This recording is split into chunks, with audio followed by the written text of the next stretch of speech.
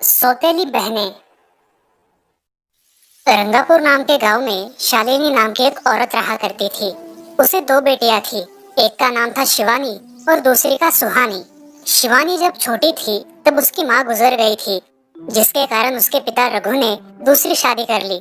मगर उनका भी कुछ सालों में बीमारी की वजह से देहांत हो गया और इसी वजह से शिवानी के मन में उसकी माँ और बहन के प्रति प्रेम उत्पन्न नहीं हो पाया। शिवानी और सुहानी में हमेशा झगड़ा हुआ करता था।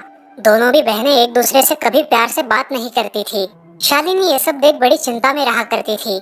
ऐसे ही एक दिन, शिवानी सुहानी, चलो आ जाओ, खाना खा लो। हाँ माँ आई। हाँ माँ, मैं भी आई। ऐसा कहकर दोनों बेटियां वहाँ आ जाती है और देखती है तो उनकी माँ ने उन दोनों के लिए गाजर का हलवा बनाया था।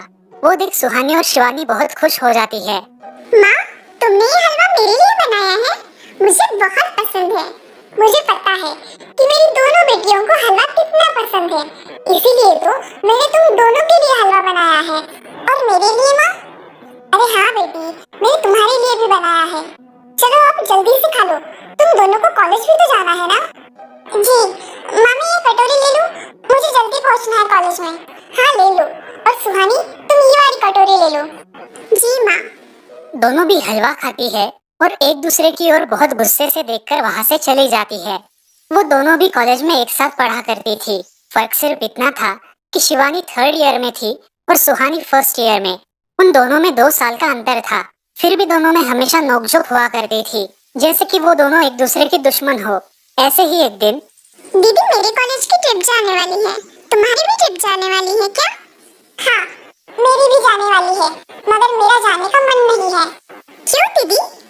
क्योंकि वहाँ पे तुम हो। मुझे भी कोई शौक नहीं है तुम्हारे साथ आने का, मैंने ऐसे ही पूछ लिया। मैं जा रही हूँ। शिवानी और सुहानी एक दूसरे की ओर मुंह फेरकर वहां से चली जाती है। अगले दिन दोनों भी कॉलेज में जाती है। तब उनके टीचर उनसे पूछते हैं, शिवानी, तुम कॉलेज की ट्रिप में आने वाली हो? जी सर, मैं आने वाली हूँ। ठीक है, मैं तुम्हारा नाम लिखवा देता हूँ। जी सर। ऐसा बोलकर टीचर ट्रिप के लिए जाने वाले विद्यार्थियों की लिस्ट बना लेते हैं। घर आकर शिवानी और सुहानी ये बातें अपनी माँ को बताती है। सुहानी, शिवानी, तुम दोनों ट्रिप के लिए जा रही हो, मगर वहाँ जाके झगड़ा मत करना, नहीं तो ट्रिप पे जाने की कोई जरूरत नहीं है। नहीं माँ, हम झगड़ा नहीं करेंगे। हाँ माँ, हम झगड़ा नहीं करेंगे। तो फिर ठीक है, तुम दोनों जाओ। ये लो ट्रिप के लिए पैसे, और बाकी की ये तुम्हारे पास ही रखना। माँ, हम कल जाएंगे और 2 दिन के बाद वापस आएंगे। ठीक है, चलो अब सो जाते हैं, कल तुम दोनों को निकलना है। अब वो सब खाना खाकर सो जाती है। अगले ही दिन सुबह उठकर वो दोनों भी अपने अपने बस में बैठकर ट्रिप के लिए निकल जाती है और इधर शालिनी अपने काम में व्यस्त हो जाती है। ऐसे ही कुछ देर बाद शालिनी को शिवानी का फोन आता है। माँ, हम दोनों यहाँ ट्रिप की जगह पहुँच गए हैं। अच्छा बेटी, तुम दोनों ठीक हो ना? हाँ माँ, मैं रखती हूँ, हमें यहाँ अलग अलग स्पॉट देखने जाना है। ठीक है, और जब वक्त मिले तो फोन कर देना। हाँ माँ, अपना और सुहानी का ख्याल रखना। हाँ माँ। फोन रखने के बाद शिवानी और उसके क्लास के सारे दोस्त वहाँ की एक जगह देखने जाते हैं। सुहानी भी उसके क्लास के साथ एक दूसरी जगह देखने निकल जाती है। सारे बच्चे एक साथ घूमकर वापस आते हैं। शिवानी सुहानी को ढूंढती है, मगर सुहानी उसे कहीं दिखाई नहीं देती। इसलिए शिवानी को बड़ी चिंता होने लगती है। अरे, ये सुहानी कहाँ रह गई? इसका तो कुछ भी पता नहीं, कहाँ ढूंढूं इसे? तभी शिवानी को सुहानी दिखाई देती है और उसके जान में जान आ जाती है। सुहानी, कहाँ गई थी तुम? मुझे कितनी चिंता लग गई थी तुम्हारी। अरे, मैं यहाँ ही थी मेरी सहेलियों के साथ, मुझे कुछ नहीं हुआ। ऐसा बोलकर सुहानी वहाँ से चली जाती है। दूसरे दिन सब लड़के लड़कियाँ जल्दी उठकर अपनी तैयारी कर लेते हैं और पहाड़ पर जाने के लिए निकलते हैं। वो सब आज थोड़ा घूमकर शाम तक निकलने वाले थे। सब विद्यार्थी एक हिल स्टेशन देखने चले जाते हैं। शाम होने तक उस पहाड़ी का मजा उठाते हैं, लेकिन सुहानी बिना किसी को बताए उस पहाड़ी के एक अनजान हिस्से में चली जाती है।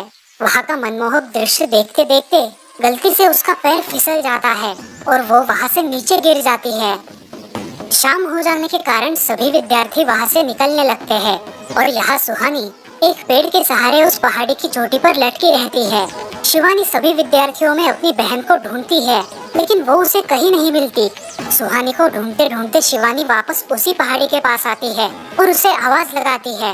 सुहानी, सुहानी कहाँ हो तुम? दीदी मैं यहाँ हूँ, बचाओ मुझे, मैं यहाँ हूँ। सुहानी की आवाज की ओर जाते ही उसे पता चलता है कि सुहानी पहाड़ी पर लटकी है। ये सब देखकर शिवानी बहुत घबरा जाती है। शिवानी अपनी पूरी ताकत लगाकर उसे ऊपर खींच लेती है। तुम यहाँ क्यों आई थी?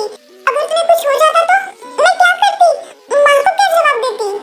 दीदी मेरा पैर फिसलकर मैं वहाँ गिर गई। मैंने बहुत आवाज दी मगर मेरी आवाज किसी ने नहीं सुनी। तुम ढूंढती हुई आई और मुझे बचा लिया। तुम दुनिया की बेस्ट दीदी हो।